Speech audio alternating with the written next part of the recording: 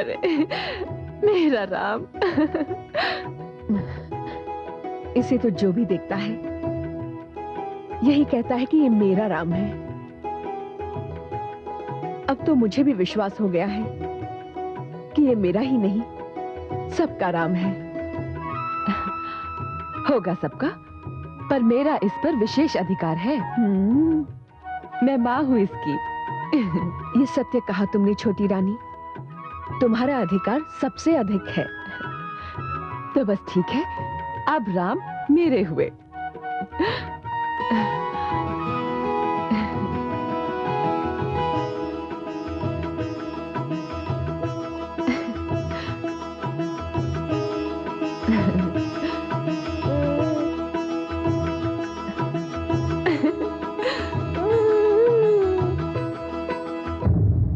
मैं मां हूं, धरती मां। महारानी कौशल्या ने कितनी सच्ची बात कही। राम जिसके हो गए, जग उसी का हो गया। जिसने राम को पा लिया उसने सब कुछ पा लिया। और आज तो मुझे एक विचित्र सा अनुभव हो रहा है। अभी तो राम छोटे से शिशु हैं और दुनिया उन्हें देखने को दीवानी हुई जा रही है। जब वो बड़े हो जाएंगे तब क्या होगा? असंख्य लोग उनके दर्शन के प्यासे रहेंगे। असंख्य लोगों के दिल उनके प्यार में डूबे होंगे। मुझे लग रहा है कि अब जो कुछ भी होगा वो कैसा होगा, जो पहले कभी नहीं हुआ। और जब हो जाएगा तो ऐसा होगा कि संसार उसे कभी भुला नहीं पाएगा। शिशु तो संसार में हर दिन जन्म लेते हैं, पर आज एक ऐसे शिशु ने जन्म लिया है जिसके दर्शन को मानव तो मानव, ब्रह्मलोक से ब्रह्मा और सरस्वती, कैलाश से भोले शंकर और पार्वती, और इंद्रलोक से इंद्र और समस्त देवी देवता चल पड़े हैं।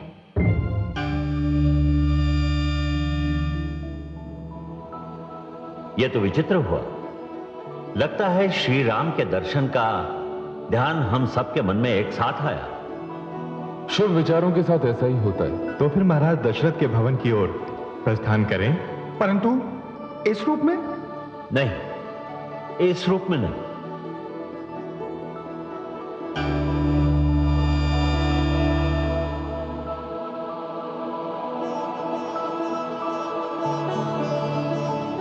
तो प्रस्थान करें। शुभस्य शीघ्रम।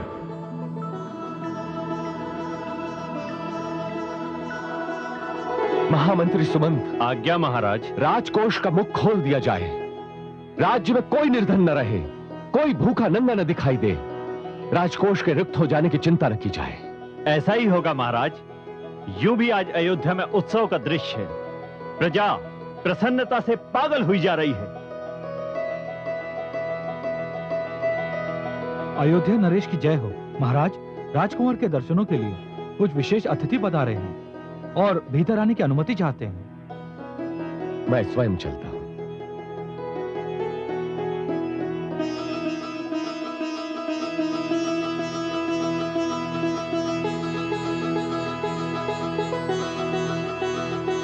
प्रणाम हे ऋषिजनों। कल्याणमस्तु।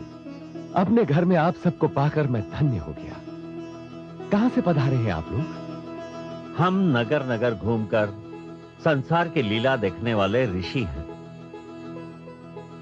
हम पता ठिकाना क्या बताएं। यहां से जा रहे थे, आपकी नगरी में घूम रहे थे तो पता चला कि आपके घर में सुकुमार ने जन्म लिया है।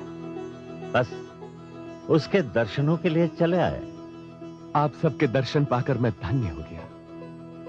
आप सब ऋषियों से अधिक देवी देवता प्रतीत हो रहे हैं। आपका आशीर्वाद मेरे पुत्र को मिल जाएगा तो वो भी धन्य हो जाएगा। पहले तो हमें उसके दर्शन पाकर धन्य हो जाने दीजिए। आइए भीतर चलें। चलिए महाराज। ये कैसे संभव है? आगे आप चलिए। आपके पीछे चलने में मैं गर्व का अनुभव करूंगा। आइए।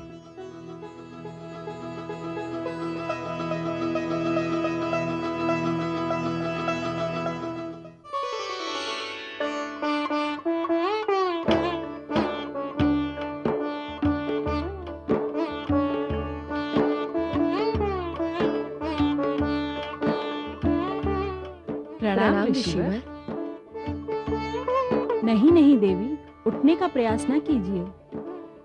आपको विश्राम की आवश्यकता है, आप विश्राम कीजिए।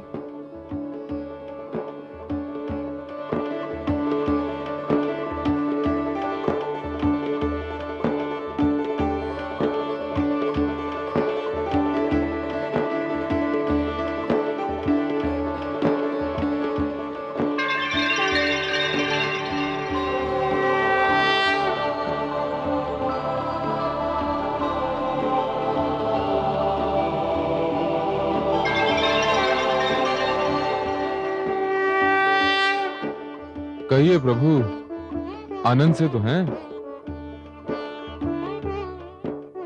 आप पालने में यूं आनंद से विश्राम कर रहे हैं जैसे ये पालना न हो शेषशय्या हो और आप नन्हे से बालक न हो श्री हरि हो। सारी अयोध्या में धूम मची है कि महाराज दशरथ के घर श्री राम ने जन्म लिया है। हम तो ये नाम सुनकर ही धन्य हो गए। हमारी प्रार्थना है, आप इस जग में आए हैं तो ऐसे ऐसे कार्य कीजिए कि ये जग धन्य हो जाए। हमारा आशीर्वाद है आपको। आप कवियों की प्रेरणा का साधन बने, वीरों को वीरता का उदाहरण प्रदान करें, संसार को मर्यादा का नवीन आदर्श दें, पुरुषोत्तम बने।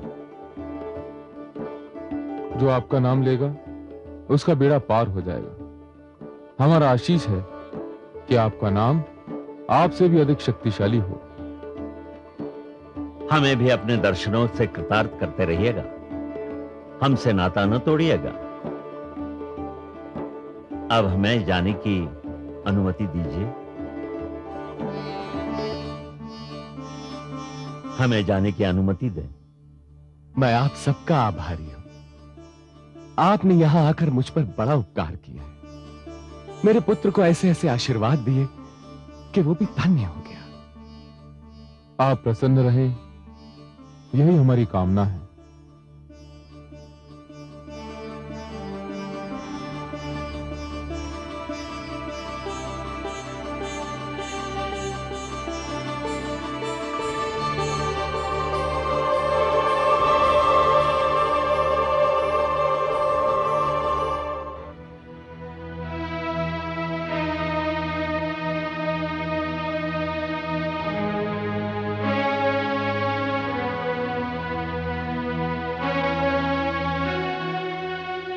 पुत्र अक्ष,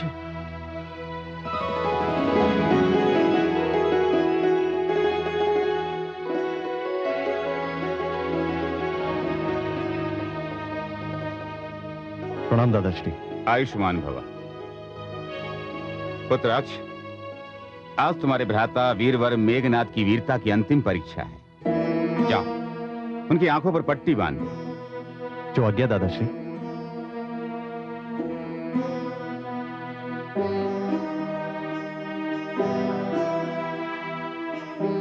भ्राता मेघनाथ,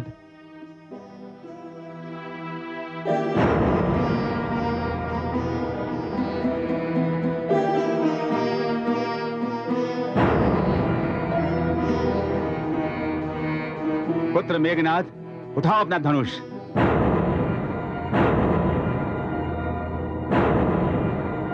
अब धनुष पर बाण चढ़ाओ।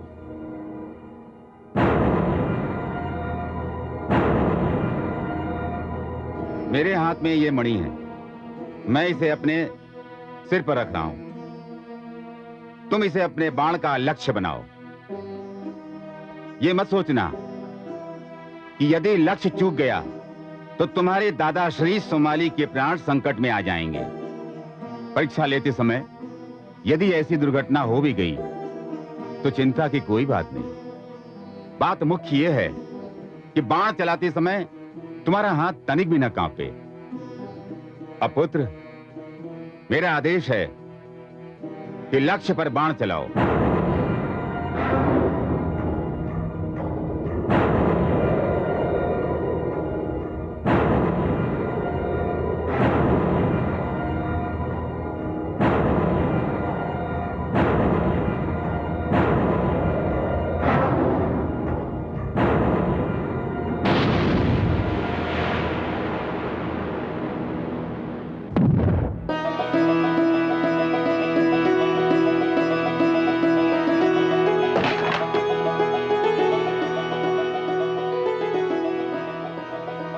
मेघनाद, वाह! वीर रावण के वीर पुत्र, तुम अपनी परीक्षा में सफल हुए, किंतु अब संभलो। माताश्री!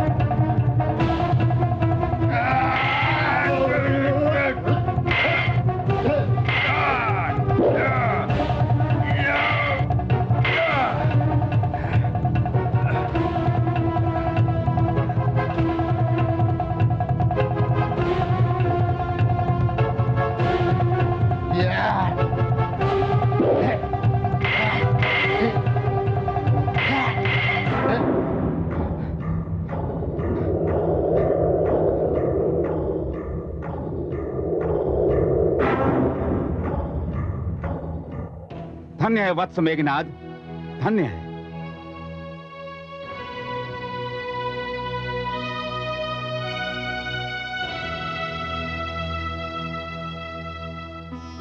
आयुष्मान भव।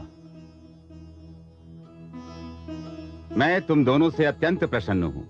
तुम दोनों ने बड़ी लगन से युद्ध विद्या सीखी, मेरा मन प्रसन्न हो गया। तुम्हारे पिता लंकापति रावण ने तुम्हें जिस उद्देश्य से मुझे सौंपा था, वो उद्देश्य आज पूरा हो गया।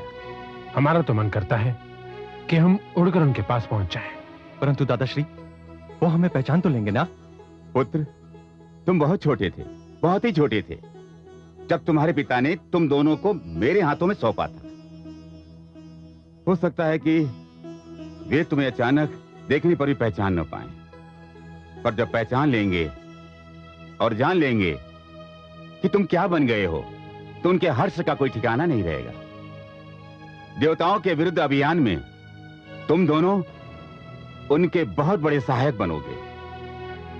मैंने भी तुम्हें इसी लक्ष्य से युद्ध की शिक्षा दी है।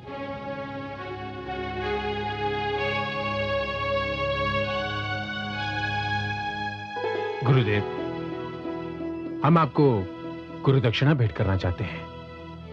आप न केवल हमारे दादाश्री, वरन हमारे गुरु भी हैं।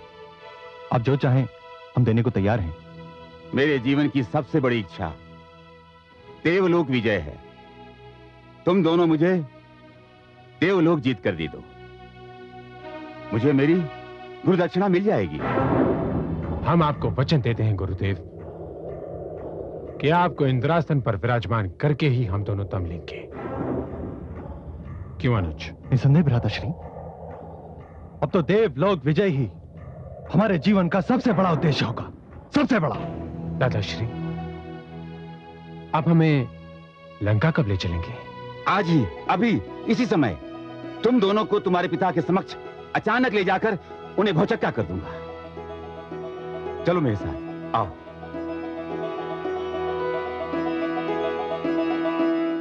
हम तीनों को ब्रह्मा से वरदान मिल चुका है। अब मुझसे और अधिक धैर्य नहीं रखा जाता। हमें शीघ्र अतिशीघ्र देवलोक पर आक्रमण कर देना चाहिए। देवलोक जीत लेना चाहिए हमें। भ्राताश्री, यदि आप बुरा न माने तो एक बात कहूं? अवश्य कहो, किंतु ध्यान रहे विभीषण, ऐसी कोई बात न कहना जिससे देवताओं के पक्षपात की दुर्गंध आती हो। नहीं भ्राताश्री, पक्षपात की बात नहीं है, किंतु यदि देवलोक पर आक्रमण और विजय से पहले हम उन क्षेत्रों की संपन्नता का उपाय करें उन क्षेत्रों को सुचारू रूप से चलाने का ढंग सोचें जो पहले से ही हमारे पास है, तो क्या ये उचित नहीं होगा? नहीं नहीं नहीं नहीं, यह अनुचित होगा। हमारी सबसे पहली चिंता होनी चाहिए कि हम विश्व विजेता कैसे बने, कैसे संसार के सिर को अपने चरणों में झुका दें। स्मरण रहे कि संसार उसे ही पूजता है जिसके पास शक्ति होती है। देवलोक विजय के उपरांत हमारे सामने कोई चुनौती नहीं बचती। हमें आक्रमण करना ही चाहिए। क्यों मजले, मैंने ठीक कहा ना?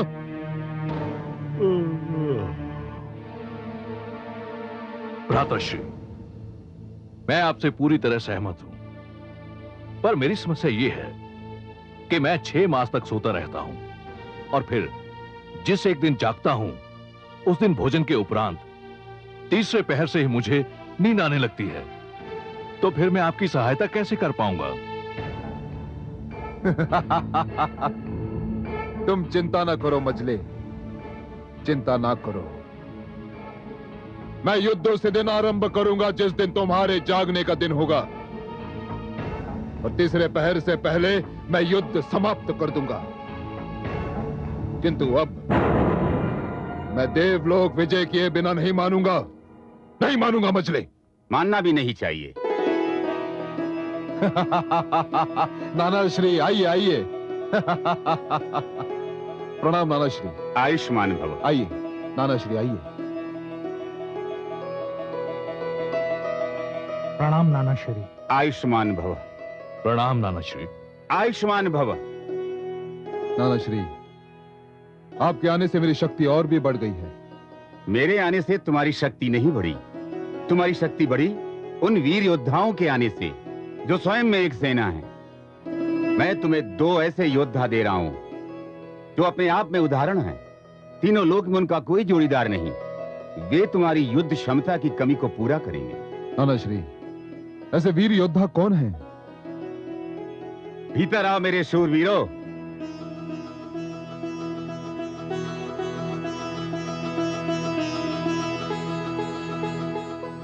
पिताश्री,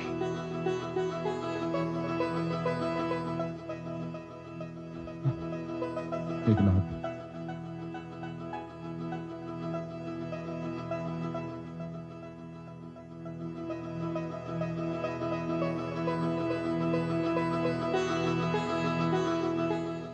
प्रणाम पिताश्री। अक्ष कुमार मेरे पिताश्री। प्रणाम काकाश्री। आयुष्मान भव। प्रणाम काकाश्री। आयुष्मान भव। ये रही तुम्हारी धरोहर जिन्हें तुमने शैशवावस्था में मेरे हाथों में सौंपा था। मैंने रात दिन एक करके इन्हें ऐसे योद्धाओं में परिवर्तित कर दिया कि ये युद्ध नीति के अतिरिक्त कुछ और जानते ही नहीं।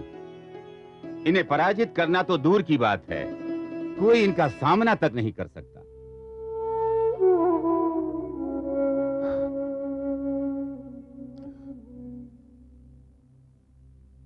मेरे पुत्रों, मेरे वीरों, अब तो हमारी शक्ति अपार हो गई है, अपार। अब तो मुझे 2 और हाथ मिल गए हैं।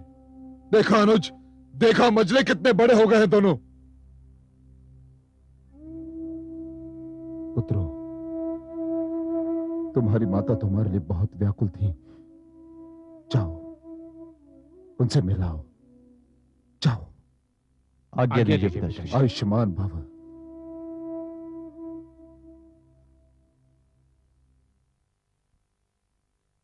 नाना श्री,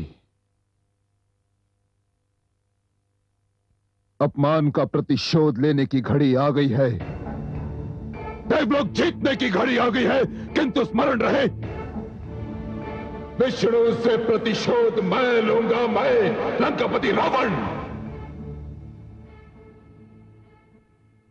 माताश्री। मेरे पुत्रों,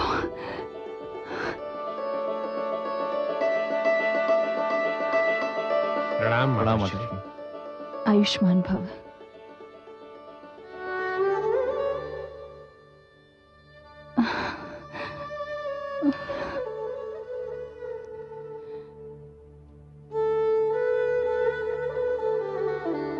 पुत्रों, तुम बहुत ही उचित समय पर आए हो। मैं तुम्हारे लिए बहुत व्याकुल थी। हम भी आपको सदैव स्मरण किया करते थे माते। और मैं तो आपके दर्शन के लिए तड़प रहा था माते। तुम माता के हृदय की तड़प को क्या जानो मेरे पुत्रों। तुम्हें तो मुझसे लंकेश ने उस समय छीनकर अपने नाना श्री असुरराज सुमाली को सौंप दिया था, जब मैं तुम्हें दूध पिला रही थी।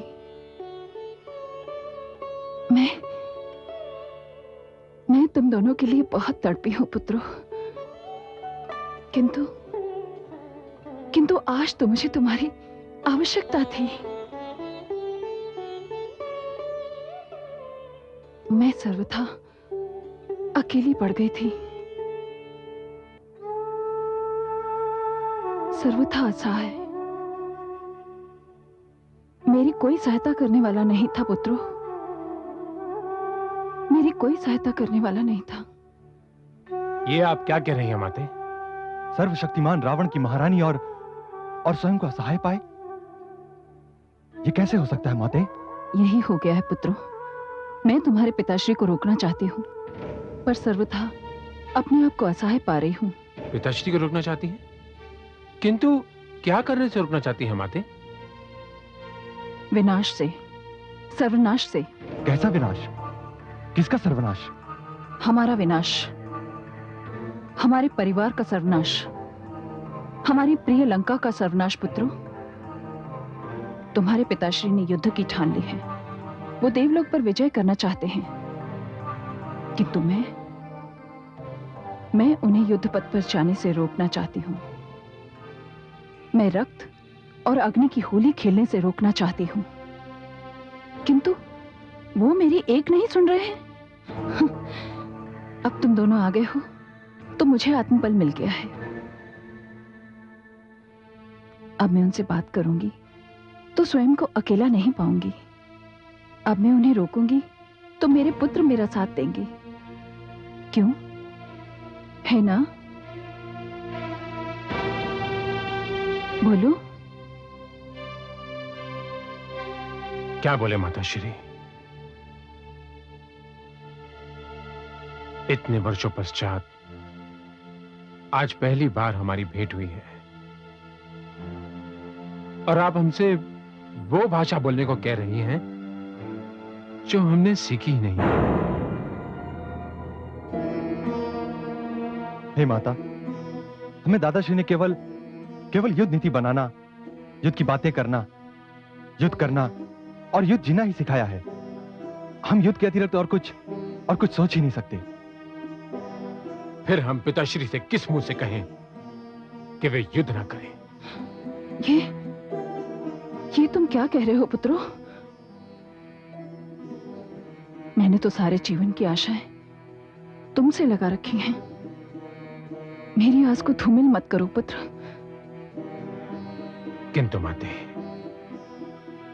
हमने दादाश्री को गुरुदक्षिणा में देवलोक विजय का वचन दिया है। हमें तो वहां भेजा भी इसी उद्देश्य से गया था। माताश्री, हमें खेद है कि हम आपको निराश कर रहे हैं।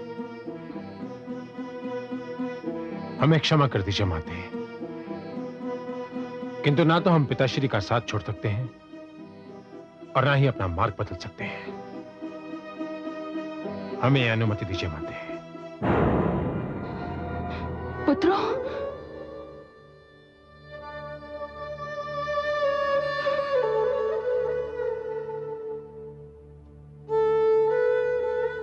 मेरे भाग्य में अकेलापन ही लिखा था। तुम आए तो मैं समझी कि मेरा अकेलापन दूर हो गया, पर यह मेरा भ्रम था। भ्रम।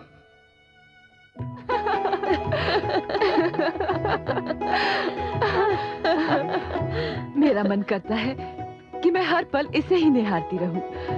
न जाने क्यों इसका मुख देख देख कर भी मेरा मन नहीं भरता। क्यों राम जी? ये आपने मुझ पर क्या मंत्र फूंक दिया है?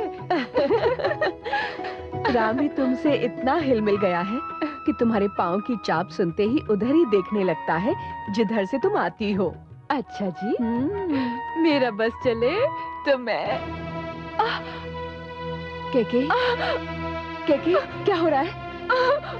केके, दासी, दासी, केके, केके, संभालो तनिक, दासी, केके रुको, मैं धाई माँ को बुलाती हूँ। आगे महारानी।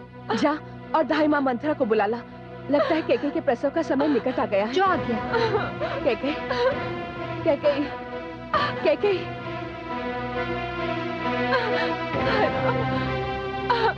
केके, केके रुको, मैं आती हूँ।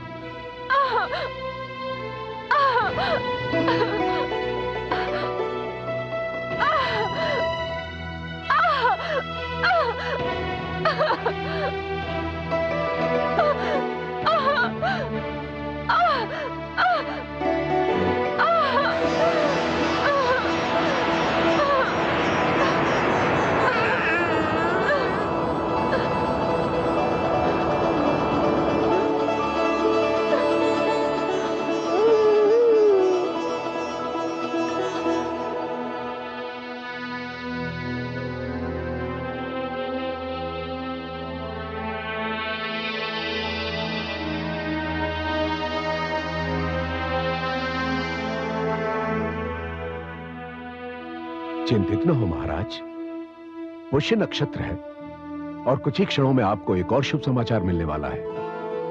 आपके यहां एक और पुत्र का जन्म होने वाला है और महाराज वो पुत्र भी अत्यंत ही तेजस्वी और प्रतापी होगा। गुरुदेव,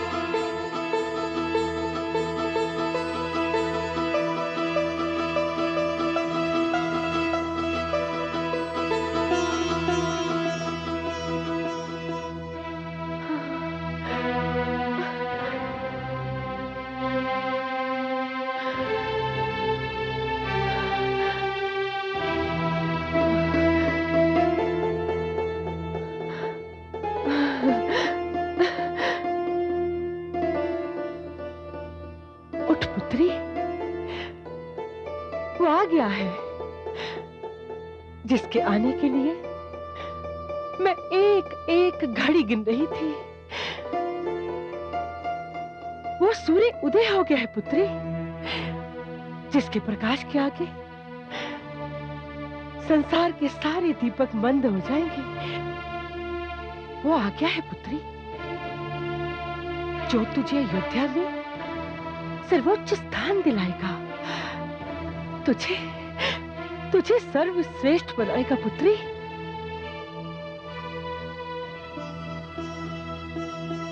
जिसके नाम पर तू राज करेगी पुत्री, राज।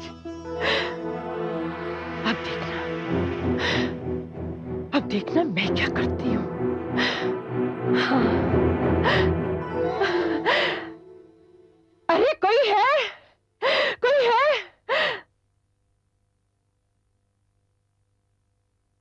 प्रणाम धाई माँ। जा महाराज और महर्षि वशिष्ठ को सूचना दे कि छोटी रानी ने रघुकुल के भविष्य को जन्म दिया है। जा जो आज्ञा धाई माँ।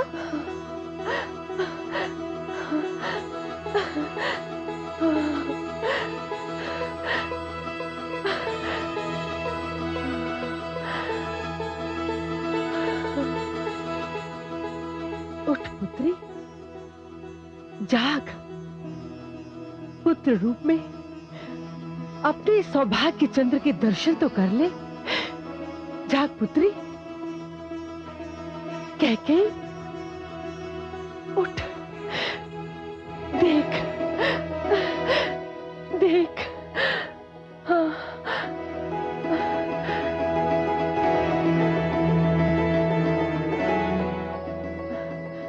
लेटी रहिए।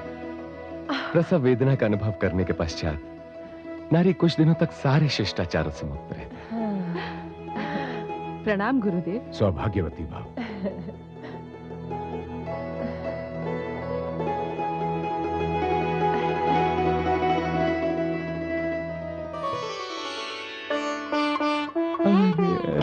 देखिए महाराज, राजकुमारी ने रघुकुल को क्या दिया है। रघुकुल धन्य हो गया, मैं धन्य हुआ। प्रभु, आपको कोटि कोटि धन्यवाद। मेरा पुत्र, मेरे लाल। देवी मंथरा, आपकी राजकुमारी ने मात्र रघुकुल को ही नहीं, अपितु अयोध्या को, इस संसार को एक चिंतक, एक विचारक, एक महात्मा और संबंधों का एक महान पारखी दिया है। महाराज, धन्य है महारानी कैकेयी। इन्होंने मानवता को एक महान सेवक दिया है। सम्राट को सेवक आप ही कहेंगे। देख लेना, मेरी राजकुमारी का पुत्र रघुकुल का इतिहास बदलकर रख देगा। मैं इसका पालन पोषण इस ढंग से करूंगी कि यह सबके आकर्षण का केंद्र बन जाएगा। महाराज, महाराज, आज अयोध्या पर ईश्वर की कृपा की वर्षा हो रही है। मंजली रानी सुमित्रा ने भी 2-2 पुत्रों को जन्म दिया है। धन्य हो प्रभु। आप जाइए महाराज, मैं हूं ना यहाँ छोटी की देखभाल के लिए। संभालिए।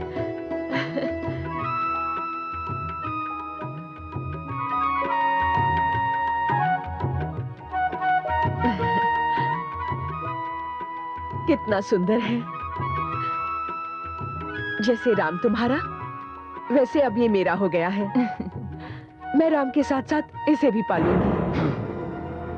मैं पालने दूंगी तब ना। मैं तो इसको तुम्हारी छाया से भी दूर रखूंगी। मैं इसको इसकी मां की भांति कदापि न बनने दूंगी। राजभवन में मेल मिलाप के नाम पर जो आडंबर छाया हुआ है, उसे एक दिन मिट्टी में ना मिला दूं तो मेरा नाम भी मंत्रा नहीं मंत्रा। मैं मां हूं, धरती मां। अयोध्या खुशी से झूम रही है, और क्यों ना झूमे। जिस राजा का आंगन न जाने कब से सूना पड़ा था, आज वहां 4-4 राजकुमारों की चुलबुली हंसी और भोली भाली किलकारियां गूंज रही थीं। दशरथ की झोली में एक साथ इतना सारा धन आया तो वे भी सुध-बुध भूल गए। पुत्रों के प्रेम ने उनको दुनिया भुला दी। उधर रावण युद्ध की घोषणा कर चुका था। देवराज की जय हो। क्या समाचार है दूत? देवराज, दुष्ट रावण ने देवलोक विजय और आपका आसन छीनने का निश्चय कर लिया है। वो एक भारी सेना लेकर आ रहा है। उसके साथ उसका शक्तिशाली भाई कुंभकर्ण और 2 पुत्र मेघनाद और अक्ष कुमार भी हैं। देवराज, हमें सतर्क हो जाना चाहिए। कुंभकर्ण अत्यंत शक्तिशाली है। वो अकेला ही हमारी सारी सेना पर भारी पड़ सकता है। बस हमें उसी का तोड़ ढूंढना होगा वरुण देव, और उसका बस एक ही तोड़ है। वो क्या देवराज? उस मूर्ख ने ब्रह्मदेव से ऐसा वरदान मांग लिया है कि वो शक्तिशाली होते हुए भी युद्ध की क्षमता नहीं रखता। 6 मास उपरांत एक दिन के लिए ही तो जागता है वो दुष्ट, वो भी बस तीसरे पहर तक। किंतु देवराज, तीसरे पहर तक तो हमारी सारी सेना का सर्वनाश कर चुका होगा। नहीं नहीं वरुण देव, वो ऐसा नहीं कर पाएगा, क्योंकि हम उसे ऐसा करने ही नहीं देंगे। हम तभी रण क्षेत्र पहुंचेंगे जब वो सो चुका हो या सोने वाला हो। हम पूरी शक्ति से आक्रमण करेंगे और हमारे आक्रमण का लक्ष्य रावण ही होगा, केवल रावण। सेना को तैयार किया जाए। जो आज्ञा देवराज। गगरी जिसके पाप की पल पल भरती जाए, कहो पतन से फिर उसे कैसे कोई बचाए। जिसको अपनी शक्ति पर हुआ तनिक अभिमान, नष्ट हुआ वहाँ आप ही शाप बना वरदान, शाप बना